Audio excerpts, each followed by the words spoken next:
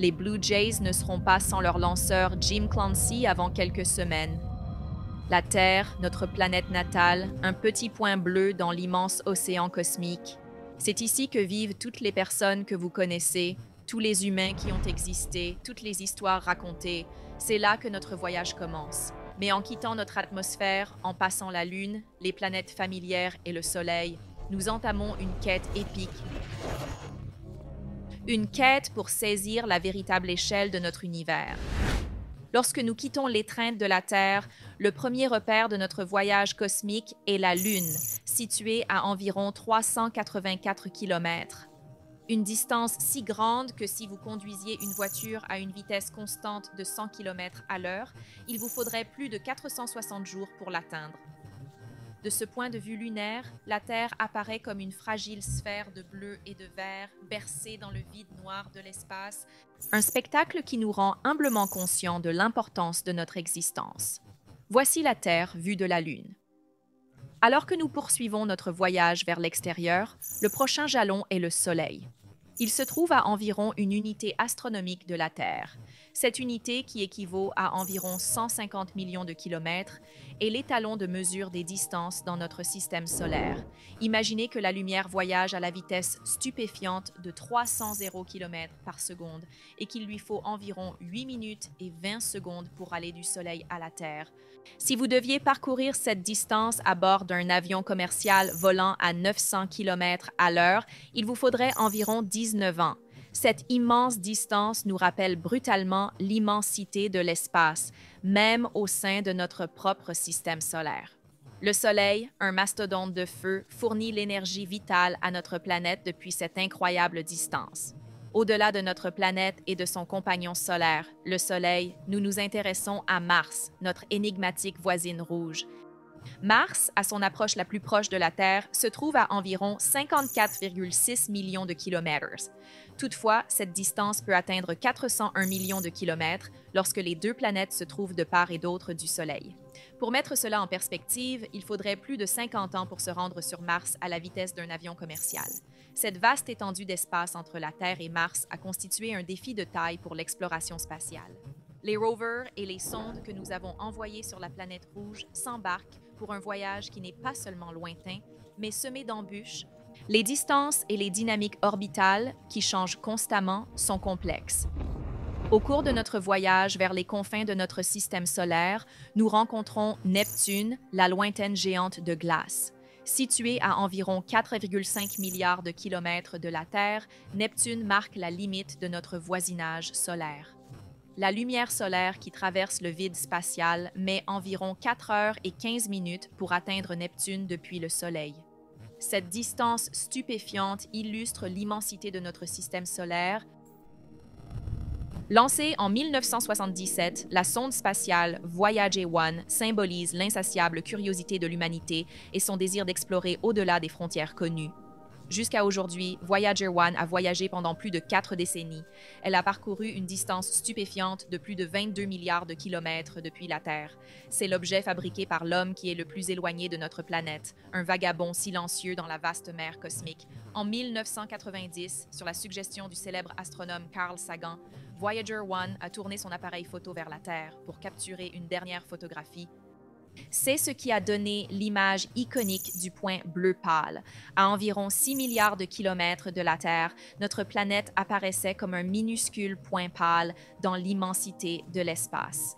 Sagan a réfléchi poétiquement à cette image, soulignant notre devoir de chérir et préserver notre unique foyer, un petit point dans l'immense univers. Aux confins de notre système solaire se trouve le nuage d'Oort, une vaste sphère théorique d'objets glacés. On pense que ce nuage lointain s'étend jusqu'à une distance stupéfiante de 100 unités astronomiques du Soleil.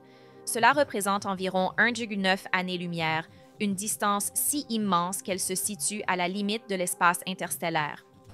Les scientifiques déterminent la limite de l'espace interstellaire, connue sous le nom d'héliopause, là où le vent solaire du Soleil est arrêté par le milieu interstellaire. C'est là que l'influence de notre Soleil cesse et que commence le vaste domaine de l'espace interstellaire. Le nuage d'Oort représente la dernière frontière de notre système solaire, une zone limite où l'influence du Soleil diminue et où le voyage cosmique dans la galaxie commence vraiment. Alors que nous nous aventurons au-delà des limites de notre système solaire, notre prochain point d'intérêt est Alpha du Centaure, le système stellaire le plus proche de notre Soleil. Situé à environ 41,3 billions de kilomètres, cette distance équivaut à plus de 276 unités astronomiques. À des distances aussi énormes, l'unité UH, utile dans notre système solaire, perd en pertinence. C'est pourquoi les astronomes utilisent l'année-lumière, soit la distance que la lumière parcourt en un an pour les mesures interstellaires. Alpha du Centaure est à environ 4 années-lumière de nous. Avec notre technologie spatiale actuelle, un voyage vers Alpha du Centaure est presque impensable. Par exemple, le vaisseau Voyager, se déplaçant à environ 17 km par seconde, mettrait plus de 70 ans pour atteindre ce système stellaire voisin. Cette immense distance souligne l'immensité de l'espace qui sépare les étoiles et met en évidence les défis du voyage interstellaire. Notre voyage nous amène maintenant à l'échelle de notre galaxie, la Voie lactée. D'un diamètre d'environ 100 000 années-lumière, cette vaste galaxie spirale est le foyer de nombreuses étoiles. Cette vaste galaxie spirale abrite des centaines de milliards d'étoiles, chacune pouvant abriter son propre système planétaire. Dans cette vaste structure, une petite sphère appelée bulle radio-humaine existe. Elle s'étend sur 100 années-lumière de la Terre. Cette bulle marque l'influence humaine la plus éloignée dans le cosmos. C'est la portée de nos émissions radio et télévisées. Au-delà de cette bulle, c'est comme si l'humanité n'avait jamais existé. Toutes les civilisations dans la majorité de notre galaxie ignoreraient notre présence, étant donné que nos signaux ne les ont pas encore atteints. L'échelle de la Voie lactée est si vaste que toute notre histoire enregistrée n'est qu'un murmure dans le vent cosmique, indétectable, au-delà de cette petite bulle. Lorsque nous quittons la Voie lactée, nous entrons dans le vaste domaine, presque incompréhensible, de l'espace intergalactique. Ici, les galaxies flottent dans l'océan cosmique, séparées par des distances ahurissantes. Notre galaxie fait partie d'un petit groupe cosmique connu sous le nom de groupe local. C'est un amas constitué de plus de 50 galaxies, étendues sur environ 10 millions d'années-lumière. Le groupe local est un ensemble extrêmement diversifié, comprenant non seulement des galaxies spirales telles que la Voie lactée et Andromède, mais également une multitude de petites galaxies naines. En effet, une multitude de petites galaxies naines s'y trouve. Les distances sont tellement vastes que la lumière, pour parcourir d'un bout à l'autre du groupe local, mettrait 10 millions d'années. Cette échelle surpasse tout ce qui existe dans notre propre galaxie. L'immensité de l'univers est illustrée sur le site. L'espace intergalactique est une vaste étendue silencieuse, un désert immense entre les îles de lumière galactique. Dans cet immense vide, notre galaxie, qui contient toute notre histoire, n'est qu'un minuscule point parmi d'autres, une simple histoire dans la grande bibliothèque cosmique. En élargissant notre vision cosmique au-delà du groupe local, nous découvrons le colossal superamas de la Vierge, un immense ensemble de groupes et d'amas de galaxies, incluant notre propre groupe local. Il englobe une région de l'espace d'environ 110 millions d'années-lumière de diamètre, soit 33 mégaparsecs.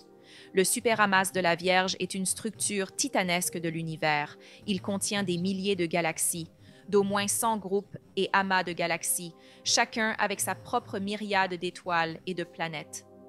En partant du superamas de la Vierge, nous arrivons à une structure cosmique encore plus stupéfiante, le superamas de l'Aniakea. Cette vaste congrégation de galaxies, incluant le superamas de la Vierge, s'étend sur plus de 500 millions d'années-lumière et constitue notre maison galactique à grande échelle. L'Aniakea, signifiant « ciel immense » en hawaïen, porte bien son nom. Sa masse est équivalente à celle de 100 millions de milliards de soleils. L'Aniakea est un chef-d'œuvre gravitationnel avec des amas de galaxies, des superamas et d'innombrables corps célestes liés dans une toile cosmique d'attraction et de mouvement. Au cœur de l'Aniakea se trouve le Grand Attracteur, une mystérieuse région de l'espace qui exerce une attraction gravitationnelle massive sur les galaxies de ce superamas.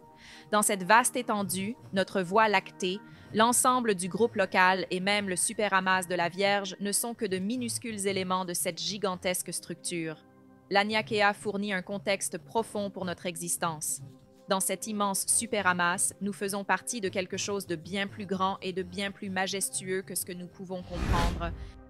Lorsque nous atteignons les limites de notre exploration cosmique, nous rencontrons les limites de l'univers observable, une merveille astronomique qui s'étend sur environ 93 milliards d'années-lumière de diamètre. Cela soulève une question fascinante. Si l'univers n'a que 13 milliards 800 millions d'années, comment peut-il être aussi vaste? La réponse réside dans la nature de l'expansion cosmique. L'univers est en expansion depuis le Big Bang, étirant l'espace et augmentant les distances entre les corps célestes. Mais qu'y a-t-il au-delà de l'univers observable? Cela reste l'un des plus grands mystères de la cosmologie. Certaines régions de l'espace s'éloignent de nous à une vitesse supérieure à celle de la lumière, ce qui les place à jamais hors de notre vue. Par conséquent, la taille réelle de l'univers tout entier reste inconnue et potentiellement infinie. L'univers observable, aussi vaste soit-il, pourrait n'être qu'un minuscule fragment de toute l'étendue cosmique. Il est nécessaire d'accepter la réalité que certaines parties de l'espace, des galaxies entières et des merveilles extraordinaires pourraient rester à jamais hors de notre portée.